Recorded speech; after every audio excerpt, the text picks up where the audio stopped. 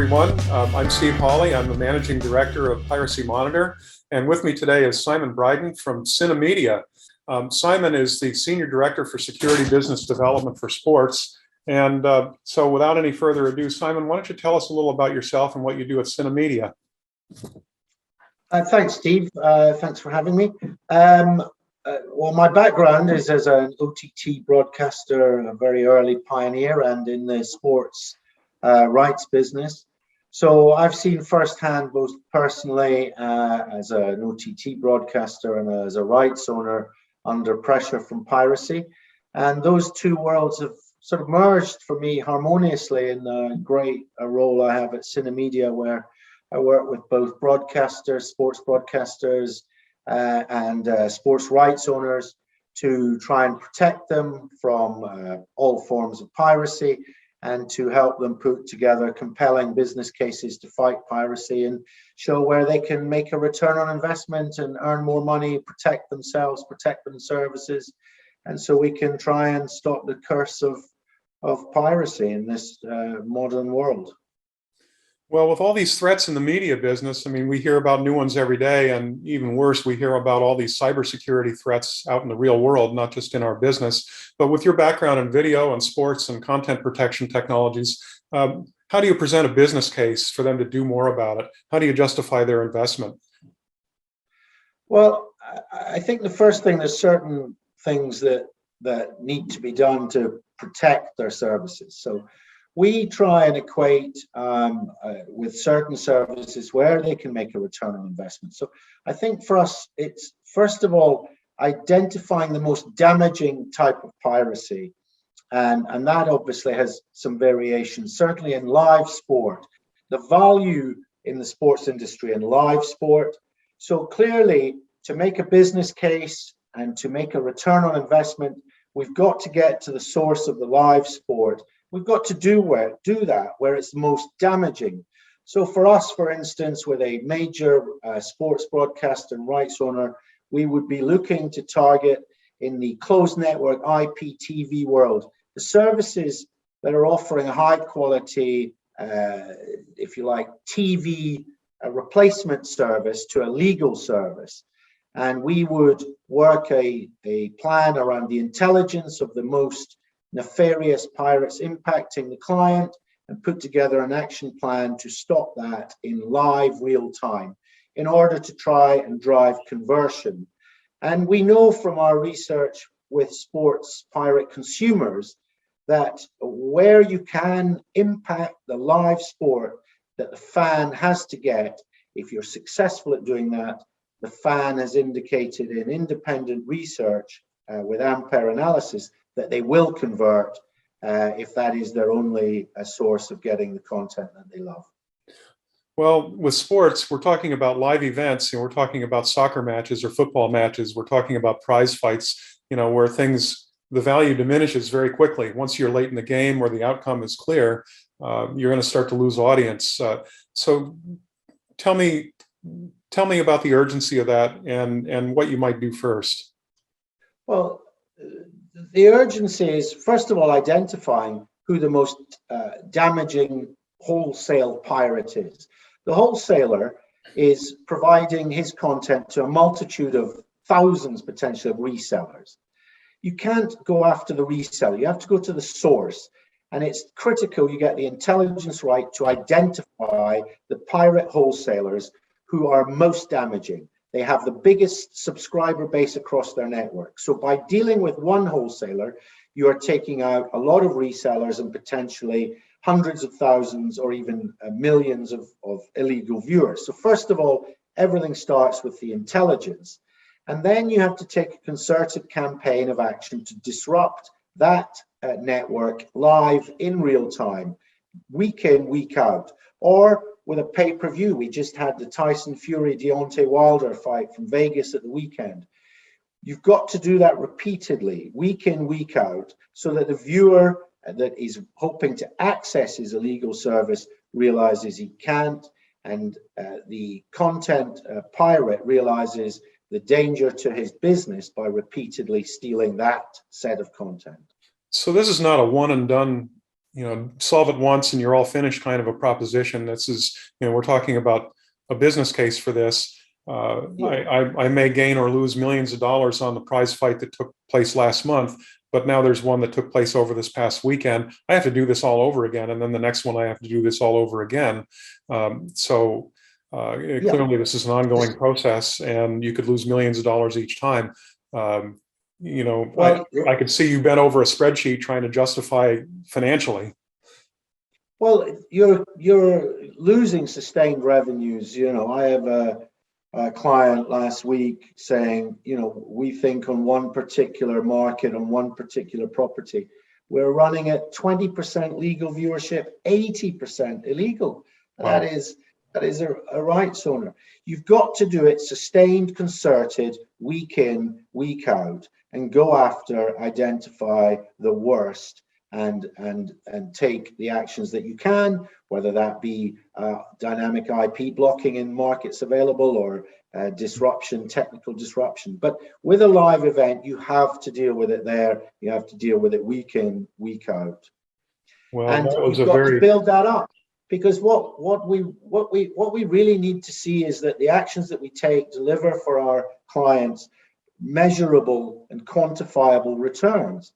If that is the case, our clients have got a strong business scenario to take to their leadership to say, please, this is working. Look at what we've achieved. Here is the metric. Look at these audience numbers. Look at the drop-off. Look at the impact.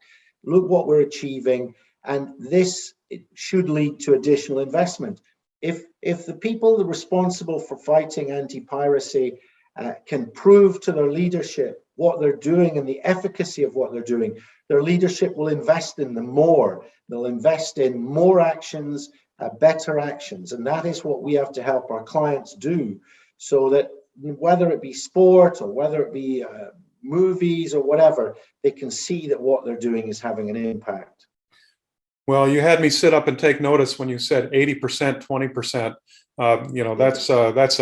That's a pretty obvious gap in revenue. And if the people you're talking to don't sit up and take notice at a statistic like that, maybe they're not listening. So well, that was the client. That's what he's being told. That is the rights owner. That is what he is seeing. He said to me, we've got to do something.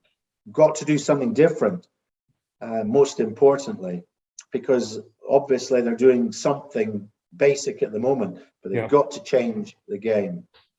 Well, that's interesting too, because let's look at it from a framework of analytics.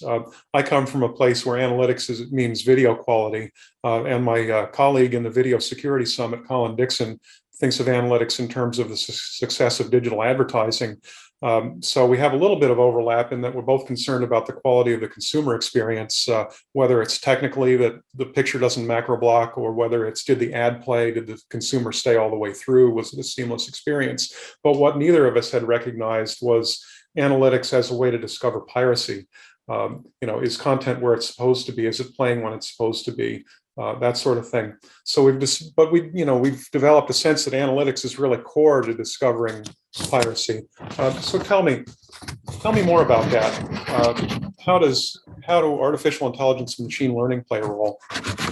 Yeah, everything that we try to do, and it's not always possible, but first detect, second analyze, third measure. That is a mantra that runs across everything that we do, specifically with machine learning. And we have a service called credential sharing, and for credential sharing and fraud, called CSFI. And we use very advanced algorithms and machine learning to detect illicit sharing, criminal sharing, fraudulent sharing in an OTT database. And that uses very advanced analysis to work out who your good customers are and where you are seeing your abuse of your credential system, which it's a very nuanced, how people share credentials, what they do, where they're stolen, how they're stolen. And so we use very advanced machine learning and analytics in that service very specifically. So maybe we need to rewrite the definition of analytics in this context and expand it. And I know that there are standards organizations working on exactly that, working on best practices and so forth. So we'll have to stay tuned and see how industries like pay TV and over the top deal with anomalies like that using AI and machine learning. But so much of this piracy discussion is about credential fraud, watermarking, monitoring, and so forth. What about service theft? How is delivery infrastructure vulnerable? Well, first of all, before you get into combating piracy, first thing you have to do is protect your service. As you know better than anyone, Steve, we have been in the conditional access business for a very long time. But that is more of the old school. In the new OTT world, we are seeing a lot of service theft. I guess I would summarize it as this. Content theft used to be pirate encoders, transcoders. They'd have their own CDN, limited end user experience. They'd acquire the content. It cost them money. They'd host it. They'd deliver it. The rights owner broadcaster loses the money. With service theft, it's a new theft route. They're actually stealing it from the operator's platform. So they steal it from the operator's CDN. It has all the features. They then provide it to the reseller network. So you have the revenue loss. It's easy to get the content. It's even easier to resell and distribute. So you lose the revenue to the pirate audience, but also you're often paying, therefore, for the service infrastructure. You're actually paying for the delivery of your content, of your CDN, to the pirate network, which is quite a frightening thought. And the reason this happens is they hack the tokenization system. So the authorization tokens are duplicated, the concurrency mechanisms are breached, and they then have access to the CDN token to then deliver it. I guess, it's a bit like when you're flying. The current boarding card, if you fly, you'd get a boarding card. And that is like the access token. And the DRM license and the DRM just does not control that. The second stage, what OTT Service Guard is like the passport. It's an unclonable key that secures the control plane, and it doesn't allow the criminals to hack the control plane, abuse the token system, and deliver it. So as well as stopping and protecting your own OTT service from theft, you're also then forcing them into other ways to steal it, more expensive ways, more convoluted, more complex, more investment, more expensive. You're making their life harder. Well, there's of course a lot of stuff circulating around in anti-piracy circles about how inexpensive it is for a pirate to set up operations, and they go out and buy a server for a few $1,000s. There's a lot of open source software out there. There's a whole industry built around pirates helping pirates and pirates enabling pirates. And then when somebody inflicts malware on a consumer device, they split the proceeds when the ransomware kicks in. It's a very dangerous. There's numerous examples of pirates selling the IPTV script. They'll give you an explanation what it is. Scripts are the codes written in PHP. They'll offer a guarantee that these scripts are working. They're guaranteed they'll continue. They're out for free testing. And then all of these channels, all of these OTT hacked services. And look, this is not a reflection on any one individual OTT service. We have seen every OTT service seems to have the same vulnerability, where the DRM does its role, but it does not protect from the hacking. So these pirates are out there stealing it. It's a fantastic model. Imagine you're able to hack the service and deliver it illegally at the expense of the legal owner. So OTT Service Guard is actually a brand new service. We've been putting up considerable investment, and it only officially launched last week. So that is how the first thing: protect your service, protect your OTT service.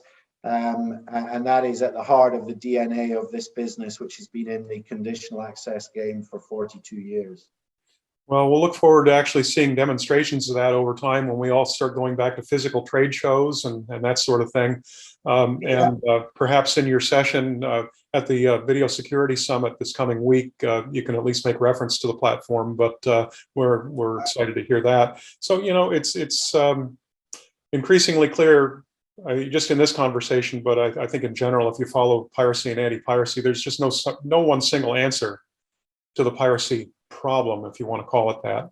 And you can point to something individual like you did, watermarking DRM, and argue that, you know, there might be some things lacking, but in reality, it involves an ecosystem. So how do you complement these kinds of things with a more complete solution? You talked about OTT Service Guard, you know, but beyond technology, what else? Well, you know, I think you said it perfectly there, Steve. You know, first of all, try and protect your service, protect your credentials of use, OTT, Service Guard credentials. Then you've got a whole host of other areas, you know, obviously in watermarking, where we have excellent watermarking solutions, especially for on-the-edge watermarking, head-end watermarking. And to augment our capability there, we recently acquired the leading edge watermarking, forensic watermarking company, Content Armor. And then there are obviously a whole multitude of others. You've got your open web piracy, your social network piracy, your closed network IPTV piracy. We've put a considerable investment into the closed web IPTV infrastructure. It's an area a lot of people have said not much can be done, and we would absolutely counter that. A lot of vendors in the space don't really, I think some do, but others do, they don't really see that. And obviously in very many cases in the States, they absolve this to ACE and the Motion Picture Association, who do great work, you know, going after these pirates. But we have a really advanced cyber intelligence on those networks, and we have a multitude of actions to make an impact. So I think, you know, it's about having a 360-degree solution that solves everything. But clearly, there will be businesses out there that have expertise in some areas for in one area, and I think in certain areas we absolutely have out-and-out market-leading expertise and that desire to make the impact and measure the impact and to use it to analyze that impact properly. Well, the maybe heavily overused term these days is it takes a village or it takes community, and certainly that's an illustration of that. It's important to partner. It's important to have all the components in one place and in a complete framework. Well, you know, the media industry works on the principle of a virtuous circle. You know, content creators or rights owners in sport or content creators in the world of entertainment, they create intellectual property in what they make and they sell it, and broadcasters need to monetize it, so they make further investment. And this is more than a multi-billion-dollar business. This is a hundreds of billion-dollar business that many people's livelihoods rest. This is a massive employer, not just in the UK, the States, all over the world. So this is not a victimless crime, and this has to change. We have to protect these people. This virtuous circle is being broken, and it's becoming a vicious one, where in sports, you know, certain content deals are flat or down, and pressure is put on in various other industries where piracy is impacting it. So we've got to get this back to the proper virtuous circle between content owners and broadcasters and try and remove the nefarious influence of these criminals in the middle. That's an amazing way to sum it up. A virtuous circle has become a vicious circle. That's a great metaphor. I'd never heard that before, and congratulations for thinking that one up. That's great. And maybe it's not your original idea, but it's a great concept. I think it might be. I don't know, but that's how I've, you know, having worked in sport, you know, where we see the virtuous circle go, and you expect on cycles things to go up, broadcasters to make money. Clearly, if broadcasters can't make money and there's this great piracy in the middle, it's going to create a pressure, and that is something I've lived with for the last 20 years. So, and I think it's very true and never more true now. Well, this is a great conversation, and I wish we could extend it a little further, but time is passing, and to finish, can you give our audience a few priorities? We talked about so many things here. Clearly, we're talking about an ecosystem. We're talking about a multitude of issues that can happen anywhere from beginning to end of the media value chain, if you were. So if you were a pay TV operator or an OTT streaming provider, what would you do first? How do you complement what's already in place?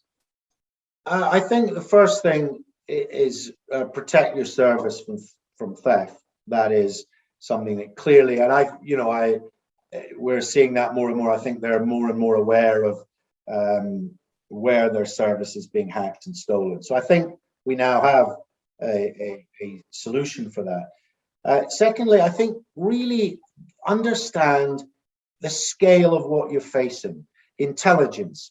Understand the scale of the criminal, how they're structured, the nature of what they do, their distribution, the wholesaler network. Get a complete picture of the global problem in front of you, and then your territorial problems. Dig deep into the markets you're under pressure. There are local differences. There's local experts. The guy most impacting you in Brazil will be different from Italy to the Philippines. Understand the global piece. Then think to your local troublesome hotspots. Get the intelligence. Work out a strategic plan. This isn't just look, it's going up there on social and open, do some monitoring and takedown. Really, it's much more fundamental, and only by that fundamental understanding of the problem can you work through the solutions, can you work through the analysis of the impact, and you can work out where the money is going to start coming. And then hopefully, with a little bit more advanced analytics, we'll be able to measure where that's going to come more and more. Well, it's a big task, but we all have to start somewhere. So thanks for the guidance on that. Really appreciate your insights. Thanks for having me, Steve. It's always a pleasure. No, it's great. And with that, we'll wrap up for today. I look forward to seeing you at a conference near us, and I wish you well.